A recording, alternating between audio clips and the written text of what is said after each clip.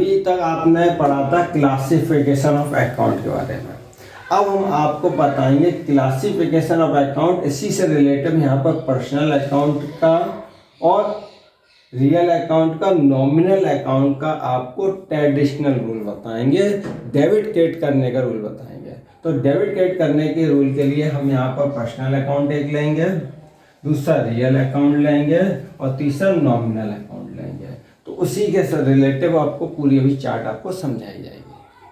अभी हम लोगों ने पढ़ा था क्लासिफिकेशन ऑफ अकाउंट पढ़ा था, जिसमें आपने पर्सनल अकाउंट, रियल अकाउंट और नॉमिनल अकाउंट के बारे में समझ लिया था। दो प्रकार के अकाउंट थे उसमें, एक आपका पर्सनल अकाउंट था, दूसरा इम्पर्सनल अकाउंट था। उसका हमने पूरा क्लासिफिकेशन क्लियर किया था। अब हम क्या करेंगे, यहाँ पर टाइप ऑफ अकाउंट पढ़ाएंगे ट्रेडिशनल अप्रोच पर। तो ट्रेडिशनल अप्रोच पर हमें टाइप ऑफ अकाउंट में 3 टाइप के अकाउंट पढ़ने हैं। पहला हमारा पर्सनल अकाउंट होगा, दूसरा रियल अकाउंट होगा, तीसरा नॉमिनल अकाउंट होगा। तो पर्सनल अकाउंट क्या होता है ये हमने क्लासिफिकेशन में पढ़ा है, फिर भी एक बार यहाँ पे रिवाइज करेंगे। पर्सनल अकाउंट वह अकाउंट होता है जो किसी पर्सन से रिलेटिव होता है, किसी फर्म से रिलेटिव होता है। इस प्रकार का जो भी अकाउंट होता है वो हमारा पर्सनल अकाउंट होता है। जैसे for example Mohan's account, Rani and sons account, ये हमारा क्या है, पर्सनल अकाउंट है। मोहन एक पर्सन है, इंडिविजुअल पर्सन है, तो ये मोहन से अकाउंट हमारा पर्सनल अकाउंट हुआ। रानी एंड सन्स एक फर्म का नाम है, तो रानी एंड सन्स का जो अकाउंट बनाया गया है ये हमारा पर्सनल अकाउंट हुआ, क्योंकि ये फर्म से रिलेटिव अकाउंट है। इसी प्रकार किसी कंपनी का नाम है, बैंक ऑफ इंडिया का नाम है, इस प्रकार के, या किसी क्लब आदि का नाम है, तो इस प्रकार के सभी अकाउंट हमारे पर्सनल अकाउंट होते हैं। सेकंड नंबर पर आता है रियल अकाउंट। अब रियल अकाउंट क्या होता है, रियल अकाउंट वह अकाउंट होता है जो एक प्रकार की शेप में होता है, रंग रूप आकृति आकार लेकर होता है, जिसको हम क्या करते हैं, फील कर सकते हैं, टच कर सकते हैं, देख सकते हैं। वो सभी अकाउंट हमारे रियल अकाउंट होते हैं। जैसे कैश अकाउंट। अब कैश जो है वो क्या है, कैश एक सामान वस्तु है, एक सामान का नाम है, एक कागज के पीस पर प्रिंट किया हुआ एक क्या है, सामान है, जो गवर्नमेंट द्वारा डिसाइड किया हुआ है ये इतने रुपए के कैश के रूप में वैलिड है। तो कैश हमारा क्या होगा, एक सामान का नाम है, इसलिए कैश अकाउंट है। मशीन है, मशीन क्या होती है, मशीन अकाउंट। मशीन एक क्या है, दिखाई देने वाला सामान है, स्पेस ले रहा है, रंग रूप आकृति है उसकी, ये हमारा रियल अकाउंट है।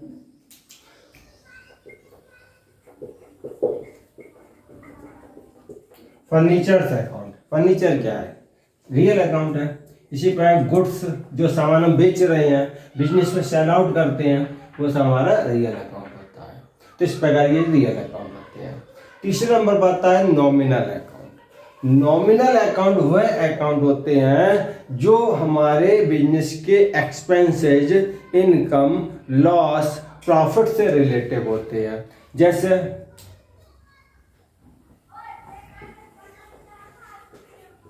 Salary account, rent account, receipt commission account,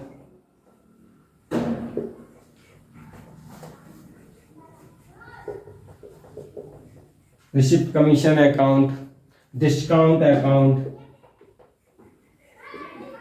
loss by fire,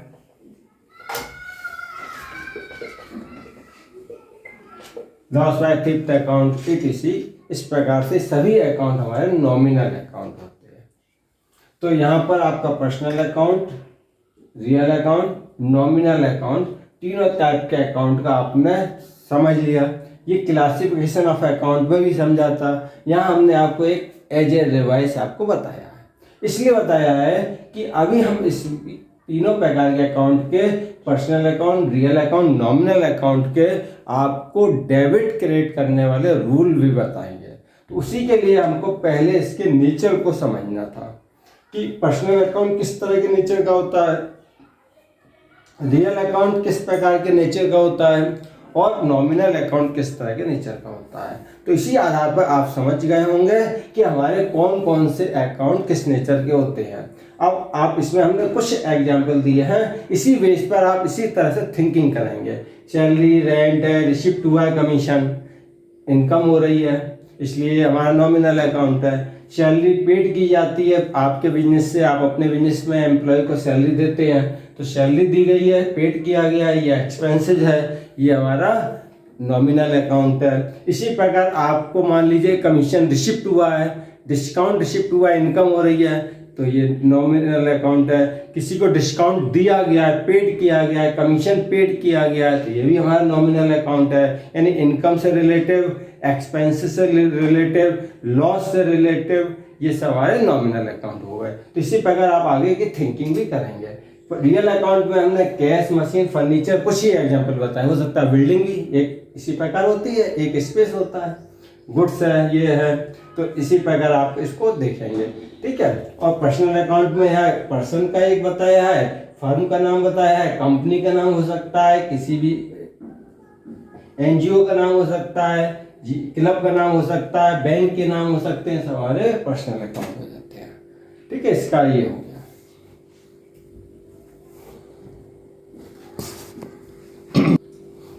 हाँ देखिए, ये rule of debit and credit आप पढ़ेंगे।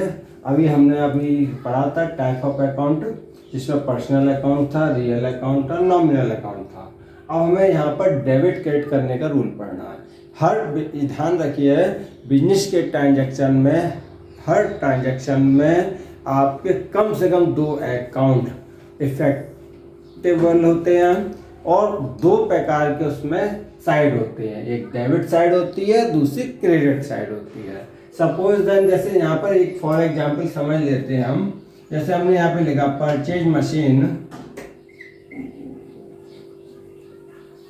Machine for cash ₹1 lakh.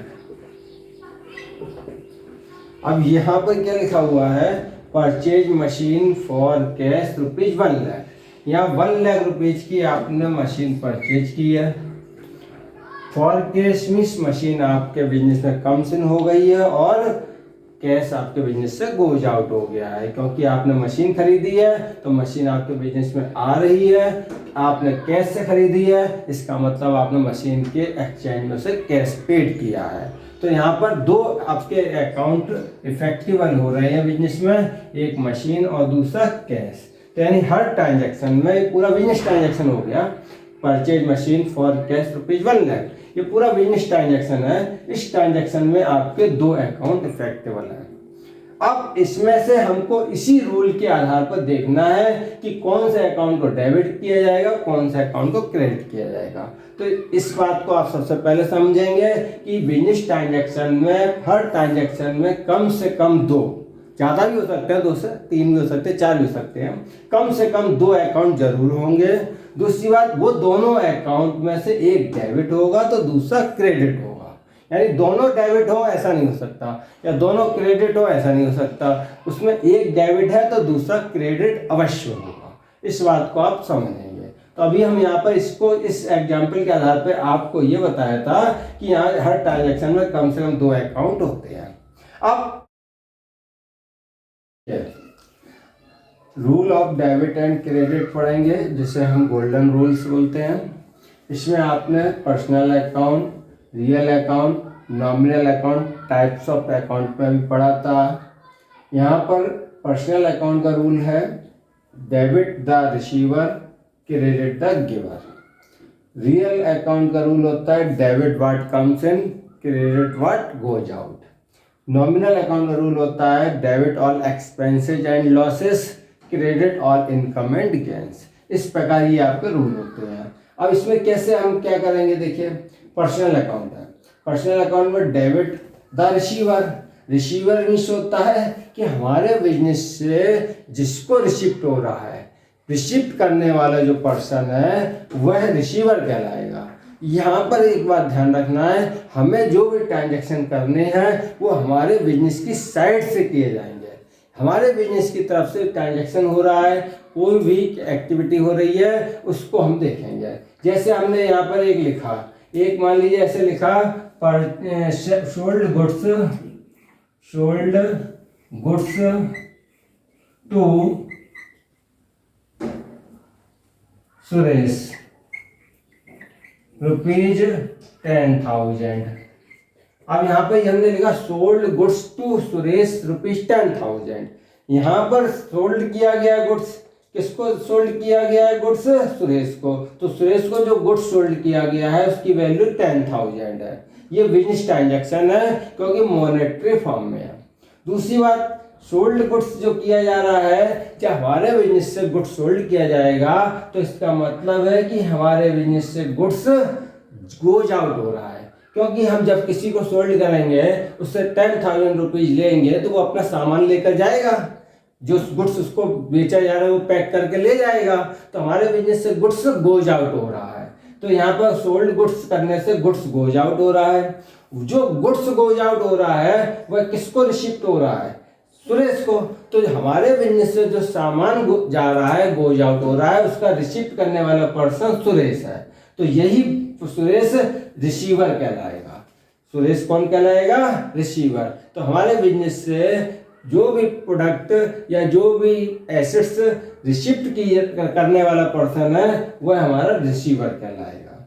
तो यहाँ पर पर्सनल अकाउंट के अकॉर्डिंग यहाँ पर हम सुरेश को डेबिट करेंगे। क्यों? क्योंकि यहाँ पर गुड्स जो सोल्ड किया गया वो सुरेश को रिसिप्ट हुआ है। तो सुरेश जो होगा वो हमारे बिजनेस के अकॉर्डिंग यहाँ पर रिसीवर होगा। और सुरेश एक पर्सनल अकाउंट है, तो एक पर्सन का नाम है, तो पर्सनल अकाउंट के अकॉर्डिंग यहाँ पर डेबिट द रिसीवर कहलाएगा। ओके, ये डेबिट हो जाएगा। अब गुड्स सोल्ड किया है, गुड्स आप पहले ही सब पढ़ चुके हैं कि गुड्स वह प्रोडक्ट होता है जिसमें हम बिजनेस डील करते हैं। तो गुड्स हमारे बिजनेस का एक रियल अकाउंट है, एक ऐसा सामान है जो हम सेल आउट करने के लिए अपने बिजनेस में रखते हैं। तो गुड्स अकाउंट हमारा रियल अकाउंट होता है, इसलिए इसके लिए रियल अकाउंट का रूल फॉलो करते हैं। और रियल अकाउंट का रूल है debit what comes in, credit what goes out. तो यहाँ पर जो गुड्स सोल्ड किया गया है वह हमारे बिजनेस से गोज आउट हो रहा है। तो गोज आउट हो रहा है तो इसका मतलब उसे हम क्रेडिट व्हाट गोज आउट यानी क्रेडिट करेंगे। तो यहाँ पर दूसरा अकाउंट जो होगा वह गुड्स होगा, तो यहाँ पर इस गुड्स अकाउंट को क्रेडिट करेंगे और सुरेश के अकाउंट को डेबिट करेंगे। ओके, तो ये आपका इस प्रकार से आपका रियल अकाउंट का और पर्सनल अकाउंट का रूल फॉलो करेंगे। तो ये पर्सनल अकाउंट का रूल होता है debit the receiver, credit the giver. Real account का रूल होता है debit what comes in, credit what goes out. Okay, अब तीसरा आता है नॉमिनल अकाउंट। नॉमिनल अकाउंट में एक्सपेंसेस, लॉसेज और इनकम और गेन से रिलेटिव होते हैं। जैसे बिजनेस में हमने यहाँ पे लिखा, क्या लिखा? पेड सैलरी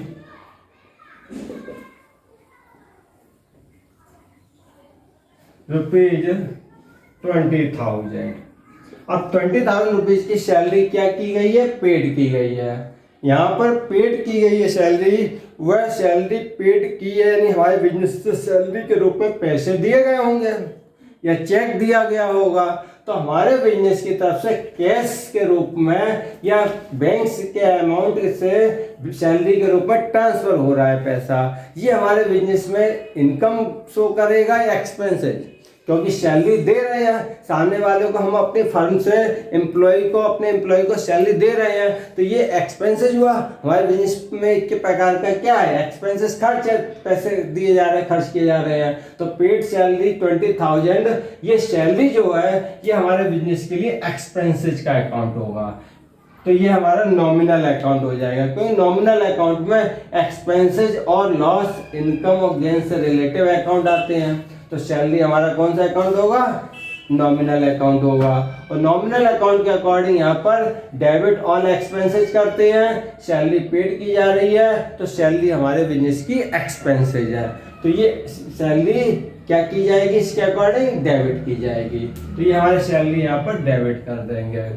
अब सैलरी के फॉर्म, सैलरी जो देंगे वो किस फॉर्म में देंगे, या तो कैश फॉर्म में देंगे या चेक बैंक ट्रांसफर करेंगे, तो मॉनेटरी फॉर्म में देंगे ना, तो वो हमारा कैश का रूप जो होगा वो हमारा क्या हो जाएगा, एक प्रकार का रियल अकाउंट है। क्यों? क्योंकि कैश एक सामान का नाम है, तो रियल अकाउंट का रूल फॉलो करेंगे। यहाँ पर क्या कर लिखेंगे, कैश हमने सैलरी के रूप में पेड की है, तो सैलरी तो हमारी क्या हो गई, एक्सपेंसेज हो गई, परंतु सैलरी के बेस पे हम उसको कैश दे रहे हैं, हमारे बिजनेस से कैश गोज आउट हो रहा है, बैंक से भी ट्रांसफर करेंगे तो बैंक अकाउंट का बैलेंस कम हो रहा है, तो ये हमारा 20,000 रुपीज जो होगा वो रियल अकाउंट में आएगा, और इसके अकॉर्डिंग हमारे पास है क्रेडिट व्हाट गोज आउट, जो चीज गोज आउट हो रही है उसको हम यहाँ पर क्रेडिट करते हैं, तो यहाँ पर कैश को हम यहाँ पे क्या कर देंगे, क्रेडिट कर देंगे।